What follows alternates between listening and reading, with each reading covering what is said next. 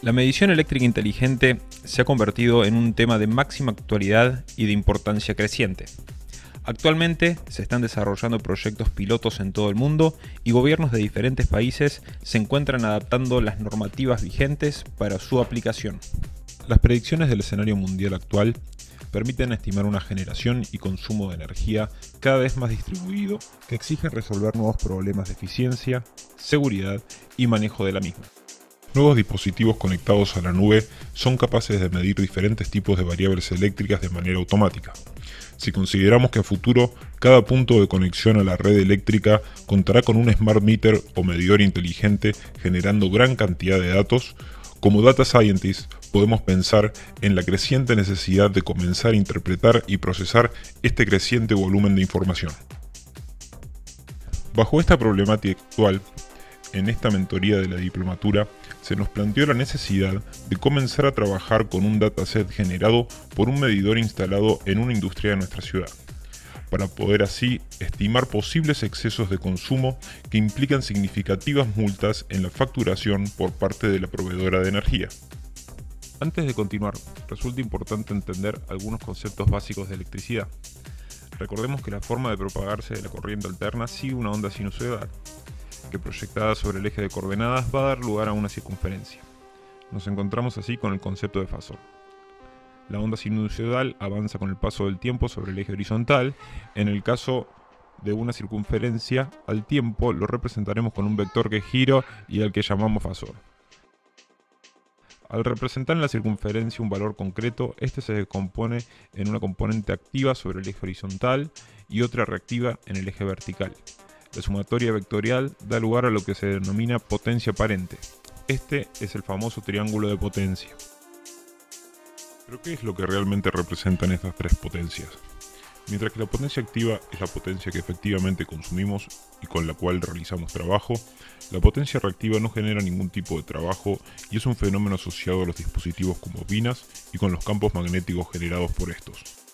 La potencia reactiva implica un costo para las empresas distribuidoras y transportadoras de energía eléctrica, por lo que limitan su uso y se penaliza su exceso, ya que puede ser compensada mediante la instalación de artefactos apropiados para tal fin, y este uso se mide mediante el cálculo de factor de potencia. El factor de potencia se denomina la relación entre la potencia activa y la potencia aparente.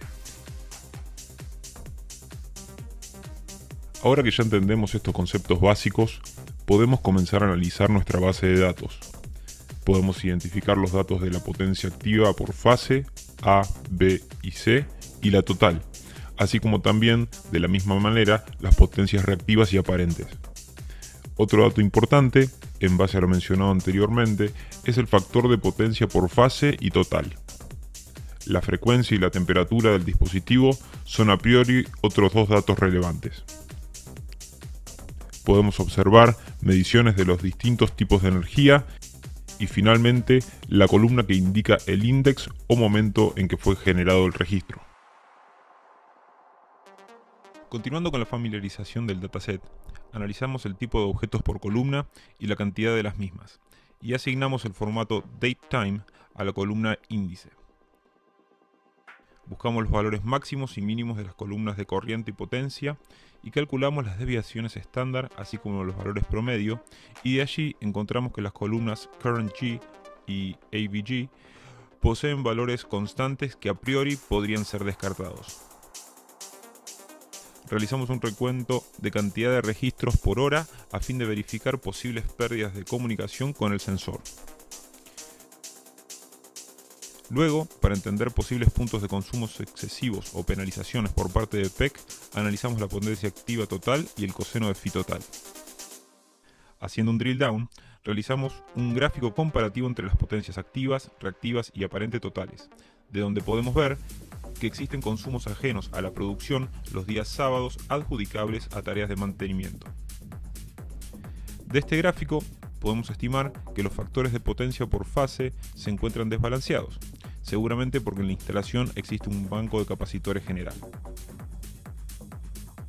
También se puede ver que sobre la fase C existe un gran ruido durante el horario de producción, probablemente por gran cantidad de fuentes tipo switching conectadas a esta fase.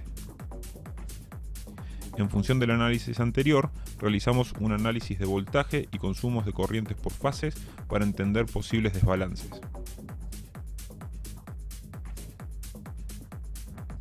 La energía consumida es otra de las variables a tener en cuenta en la tarifa eléctrica. Se debe tener en cuenta los máximos consumidos mensualmente para definir el valor contratado.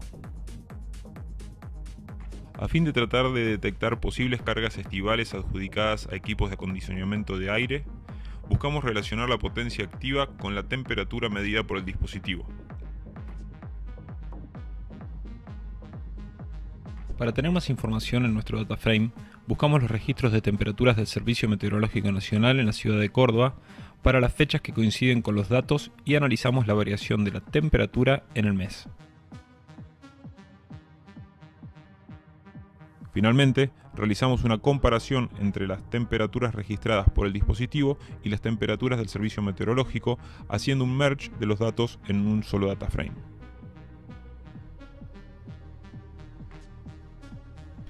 A los fines del objetivo de la mentoría, hagamos un paréntesis para analizar los conceptos vistos hasta el momento.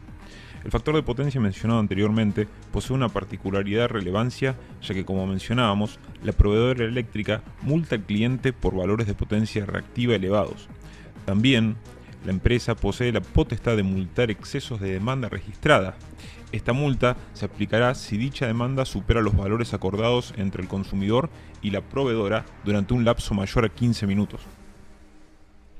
A partir de estas dos premisas, continuamos nuestro análisis a fin de, mediante la aplicación de algoritmos predictivos, estimar los posibles picos de consumo y multas fuera del rango aceptable, para así evitarle penalizaciones futuras a la empresa.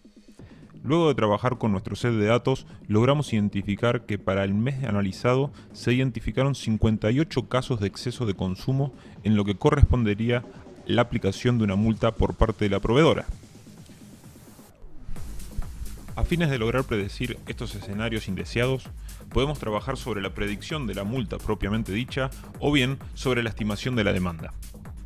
Comenzamos con nuestro modelo de predicción de multas. Utilizando un dataset de un año y aplicando métodos predictivos como un árbol de decisión o AdaBoost, podemos observar que logramos valores de predicción del 99,99%. Ahora, al momento de estimar la demanda, utilizaremos un algoritmo de regresión lineal que nos ayudará a estimar la potencia activa total.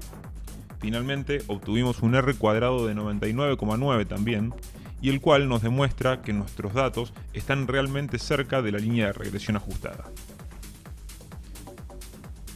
Finalmente, durante la última parte de la mentoría, se nos solicitó aplicar herramientas de clusterización en dos ventanas de datos particulares definidas por consumos estivales relacionados a aumentos de producción y condiciones climáticas extremas. Seleccionamos los meses de noviembre de 2020 y agosto de 2021 para analizar y clusterizar los datos por contener cargas de acondicionamiento de aire y aumentos de producción relacionados a festividades como el Día del Niño y la Navidad. Tuvimos que crear dos nuevas variables que definen el día de la semana en formato numérico y categórico. Luego realizamos una segmentación mediante técnicas de clusterización con las diferentes variables disponibles. Utilizamos los algoritmos de K-means con Elbow Method como método de optimización de número de clústeres y DBSCAN como método de optimización de epsilon por distancias.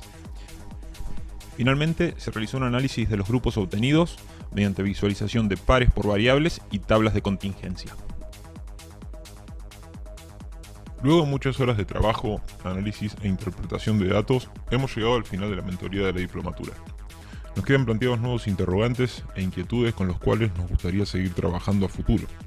Por ejemplo, si pudiéramos sumar datos de producción de la empresa, podríamos predecir consumos, facturación y multas en función de los distintos volúmenes de producción. O bien, con datos de encendido de máquinas para el estudio de consumos por máquina y la consiguiente predicción de facturación y multas. Como corolario final, quisiéramos destacar el constante apoyo de nuestros mentores, quienes han sido una parte fundamental para lograr los objetivos de este trabajo. Podemos decir que ha sido un proceso de aprendizaje permanente y bidireccional, nutridos por los diversos conocimientos y aportes de cada uno de los participantes del grupo, hemos logrado aplicar las herramientas desarrolladas en las clases teóricas a un caso real de una empresa radicada en nuestra comunidad.